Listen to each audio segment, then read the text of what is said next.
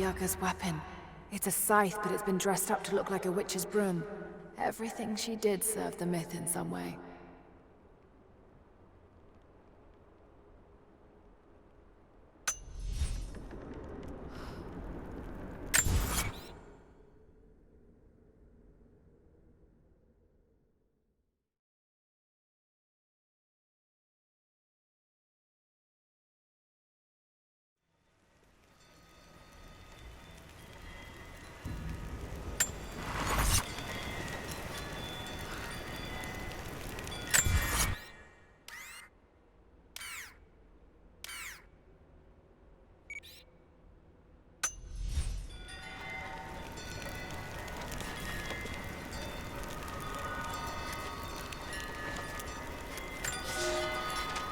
Nadia, my granddaughter.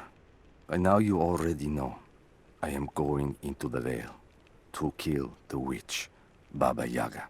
I have gone to seek revenge for your grandmother. There are newcomers in our valley, armed men arriving in helicopters. I do not know what they want, but I know if I am to go, this is my last chance. You deserve to know the truth, to know why. Your grandpa is not a wise man. I have become, with hard work, a good man for your grandmother's sake. But it was not always so. I came from the west, where even a small village has thousands of inhabitants. I was a lazy young man, and I dreamed of an easy life when I joined the party. A comfortable desk in the big city. But they sent me here, to the ends of the earth, to watch men and women work and starve and die, to participate in their punishment. I knew it was evil, but I did not know how to fight until I met her.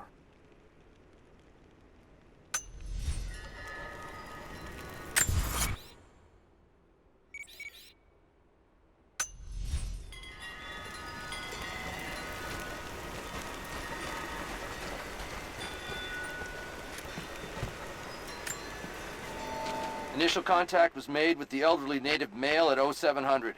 At first, we believed he was participating in an assault on the facility, but he proceeded away and through an unmapped canyon. We received authorization to pursue at a distance, and already we've encountered ruins and other promising signs. We're trying to keep calm out here, but this looks like a big find. That discovery bonus is as good as ours.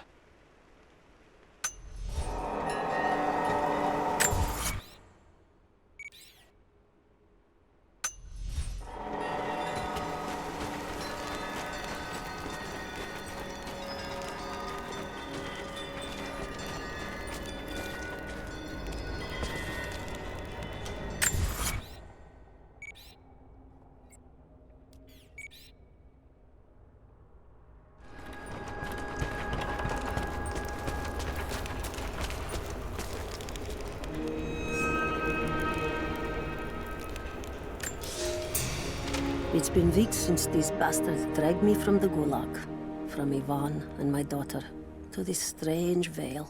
They have tasked me with finding some way of counteracting the unusual effects of the pollen that hangs in the air. Now I believe I have a formula that may work.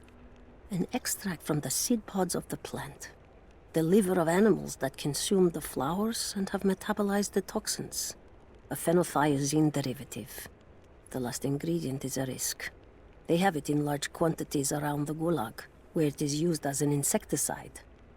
It may also act as a rudimentary antipsychotic, bearing a chemical similarity to other compounds I have studied. Or it may be poisonous. I will try the mixture on myself tonight. I found something. One of the prisoners wrote down a formula that might counteract the effects of the pollen.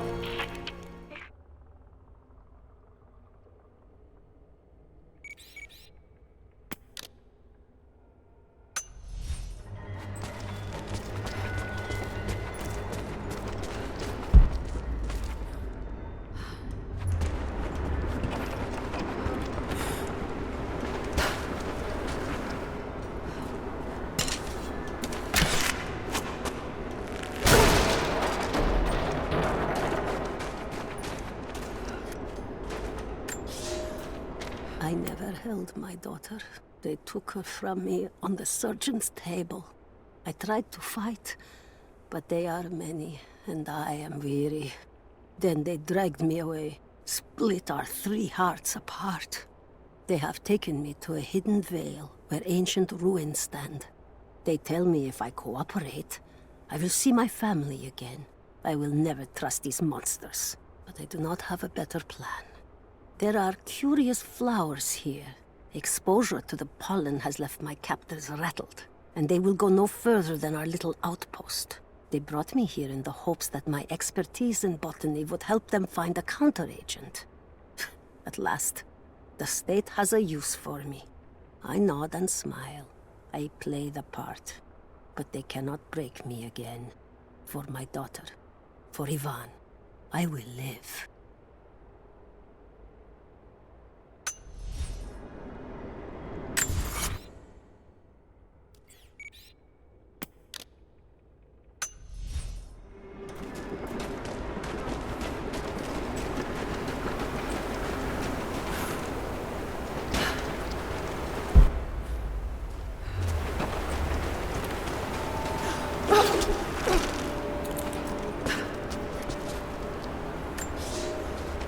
Ivan, I thought it would be simple. Most of these rough, stinking thugs take what they want from the prisoners. I chose Ivan because I thought he would bend, but it is worse than I thought. He is a good man. He does not want to be here any more than I. That sentiment holds little weight when he eats well and sleeps with a blanket, but I credit him with a moral compass these others lack. This place sickens him. He knows his part in it, hates what he does. I caught him pushing back when he thought no one was watching to calm his guilt. I told him it was not enough. Showed him how to do more. We worked well together, planned our escape. But it is too late. I am pregnant. We are damned.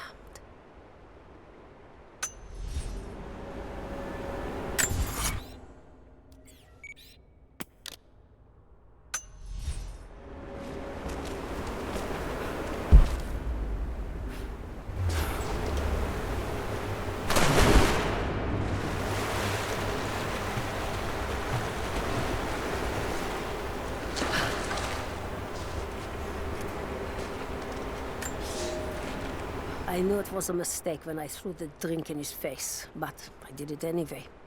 I thought Minister Dyatlov's shocked look would be worth the loss of funding for my research. I was a fool. The KGB bastards knocked down my door before dawn. 5 years. A work camp. They no longer have the spine to call it what it is. They call it Freedom Station. Liars. It is a gulag. I promised myself I would not let them break me. But I wept for mercy in my first week. I must find a way out. There is a guard. A red-cheeked boy named Ivan. More sweetness than sense. It pains me to use one so guileless as he, but I will not rot here.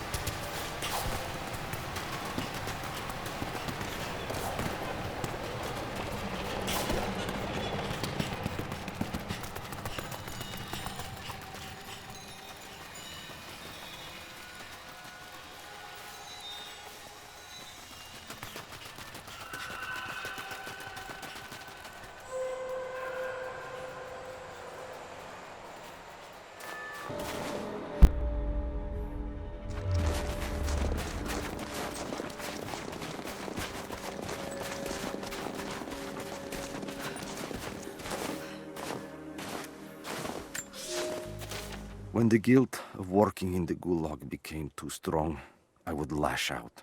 A stolen screwdriver, misplaced paperwork, futile gestures that would never balance the scales.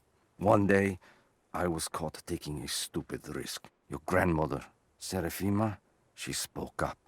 took the blame. They beat her, mercilessly. But I was saved. When I found the moment to thank her, she spat at my feet, told me I had risked my life for nothing, challenged me to do more. You have so much of her in you, Nadia. At first, I thought her cruel. She gave me no credit for my little acts of disobedience. That place, the Gulag, it crushed hope and ate what little scraps of dignity remained. Every day I did not fight it with my whole heart, she said. I was complicit in atrocity. She demanded my honesty because she knew I was capable. It was the greatest kindness anyone had ever shown me, and I loved her for it.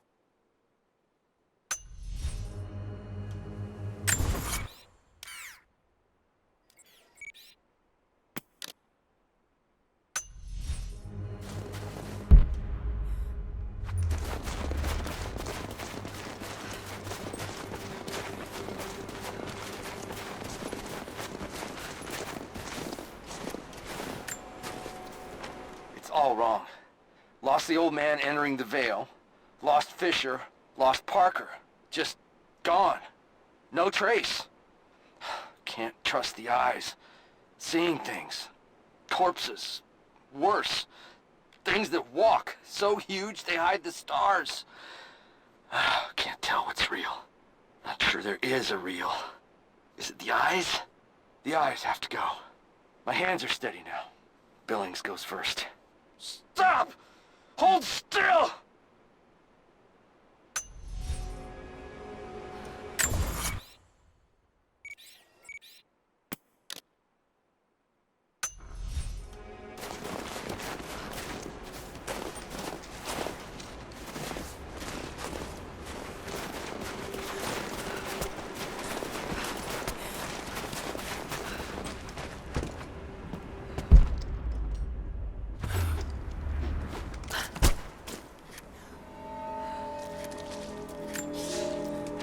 We decided to wait until winter passed.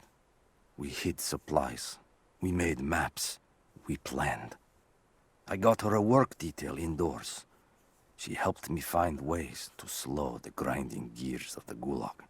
If I could disable a hydraulic lift, I could keep 100 men from one day in the mines.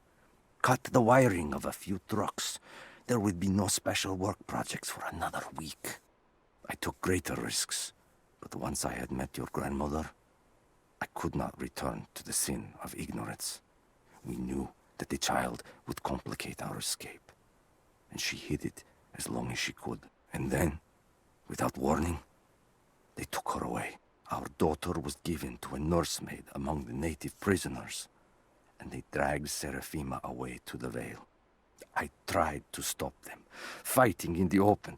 I stood in front of the transport truck, prepared to kill to save her. But there were too many of them.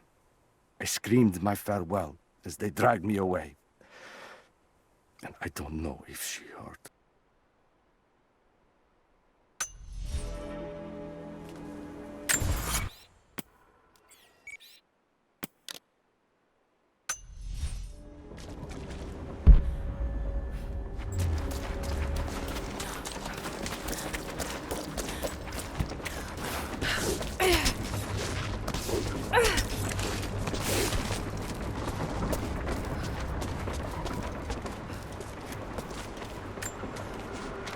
Dark.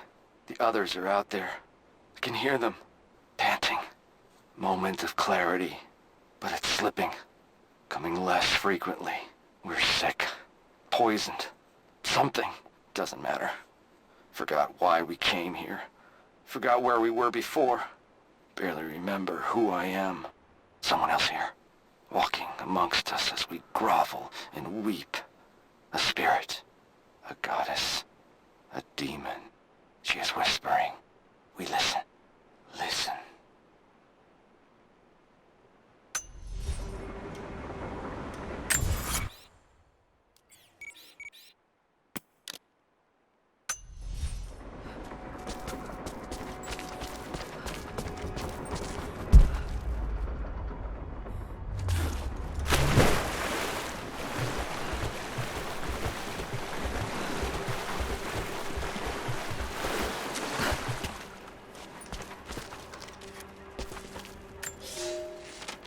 is my great honor to have been given the responsibility of overseeing the construction of a shrine to the Apostles, out in the far Vale. The site is on the very borders of our newly founded city, through a distant canyon. The natural waterfalls and geothermal springs grant us an amazing opportunity to use our combined knowledge to create a place of solemn worship and reflection that glorifies not only the memory of the Apostles, but also our own recent advances in construction. Already we have outpaced the empire we left behind.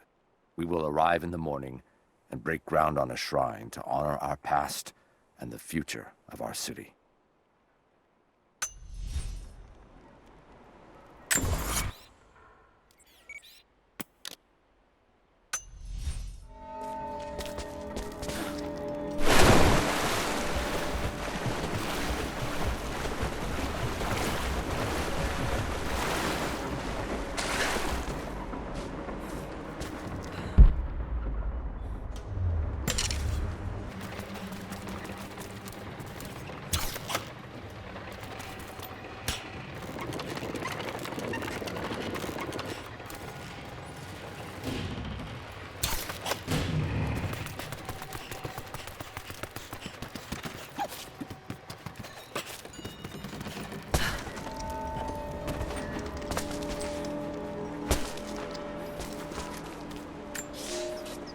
They put me with the other Russian prisoners.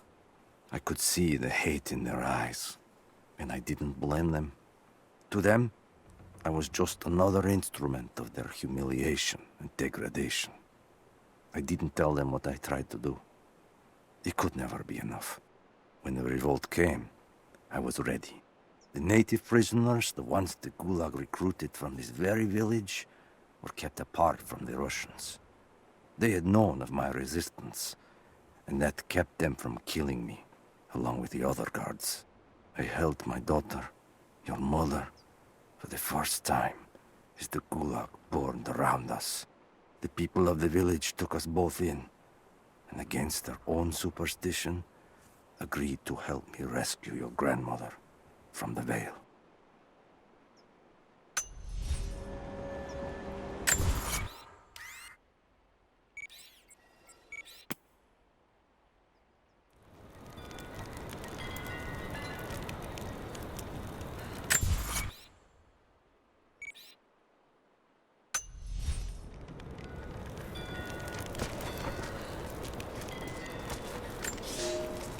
The officer wandered out of the Vale, just as our rescue party prepared to enter. His body bore the marks of torture, a sight we knew well.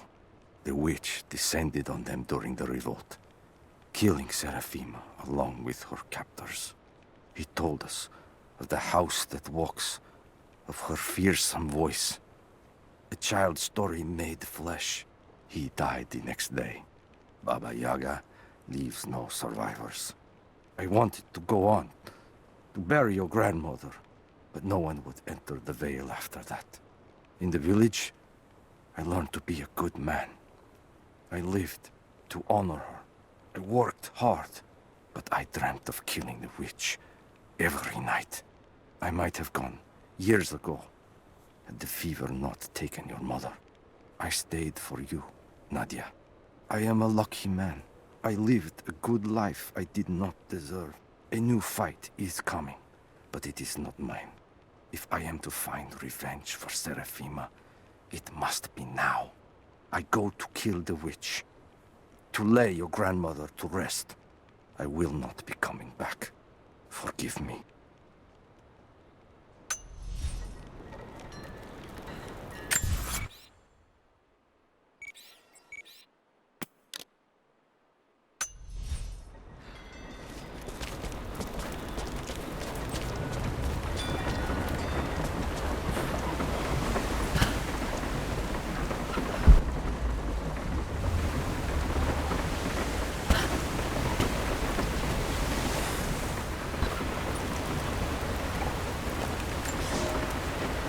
Construction on the shrine continues.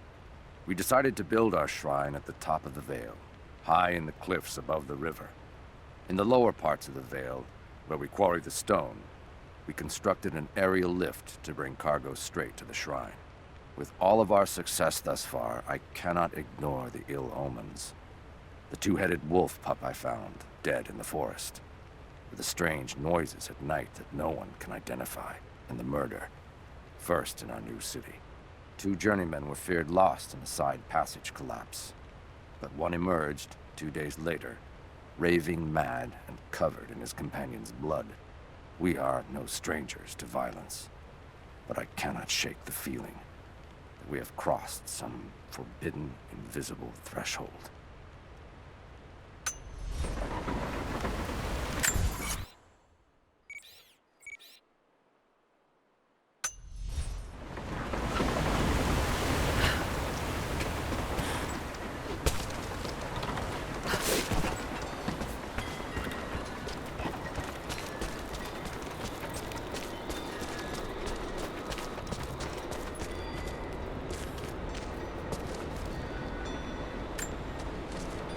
It's her. Always been her. At the margins, in the dark, always there. She is what we came here for. We just didn't know it until now. She is the center of the world. She can make the fog swirl and choke our minds. She can give us clarity. She spoke her name, Baba Yaga, and our wounds healed. With another word, she split us open again. We are nothing, and we are hers. We will do as she commands. We were made for this.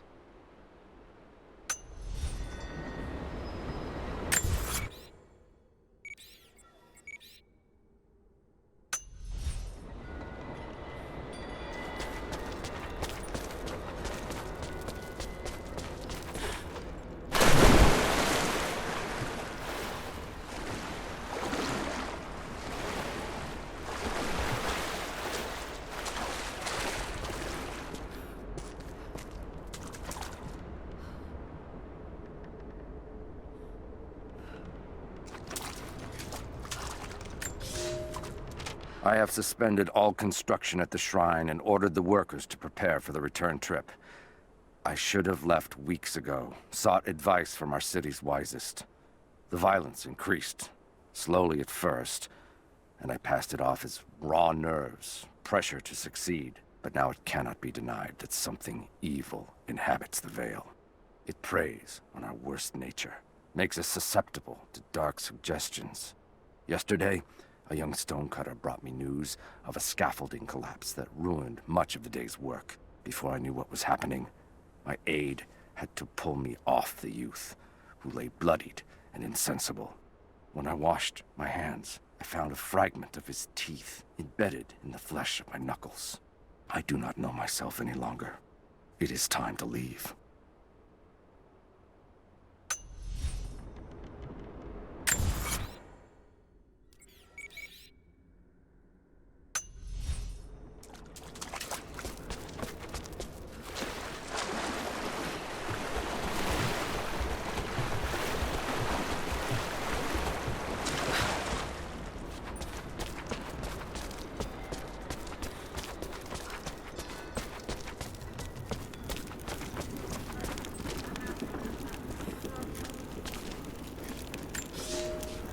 There was a revolt, a bomb.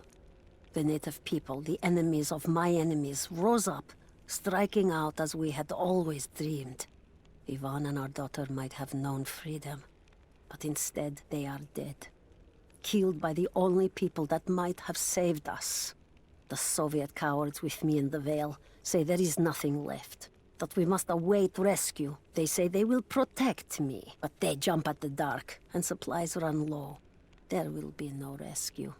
I will live, and my captors will not. Survival is the only truth in this world. They are a superstitious lot.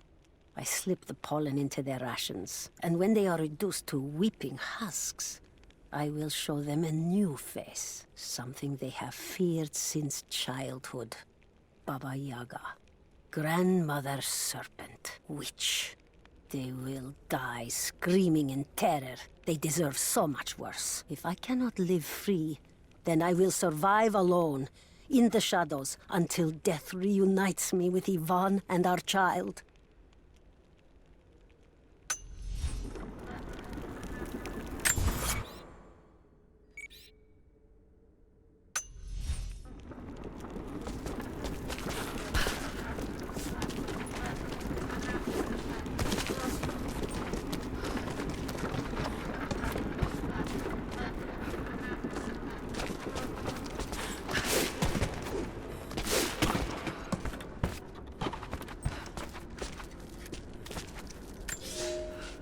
This veil is mine. I have watered the ground and cultivated the dreaming blossoms. No one will enter. No one shall leave. I will not endure the outside world any longer. Here at last, I am in control.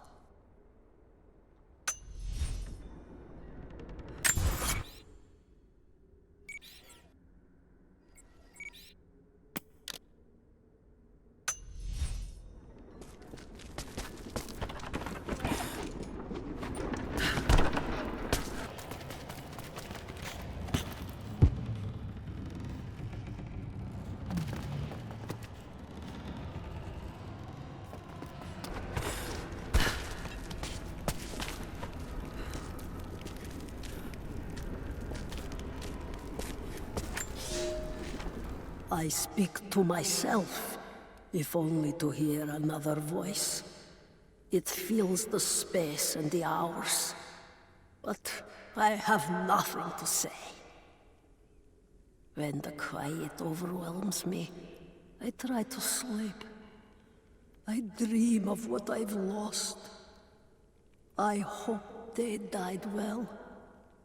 I hope that my dreams are only lies.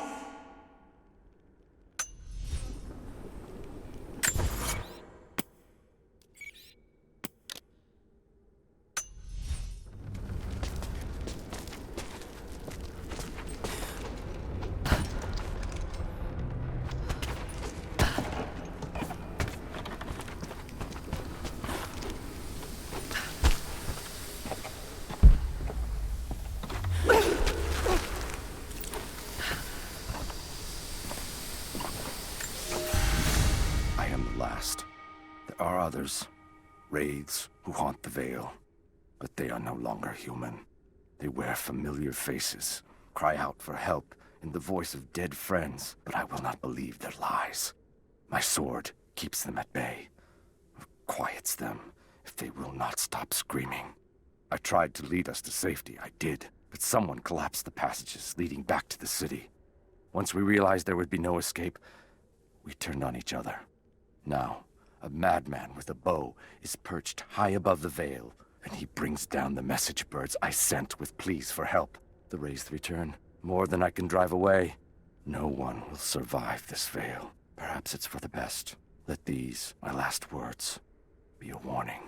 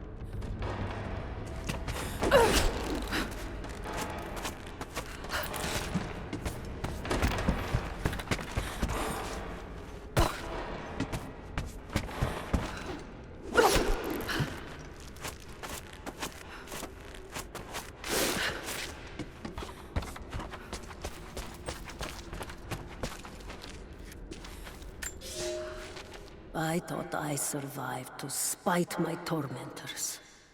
But now I think I survived to spite myself. This is not a life worth saving. No life is. There are new people in the valley. I will teach them that this existence is not worth living.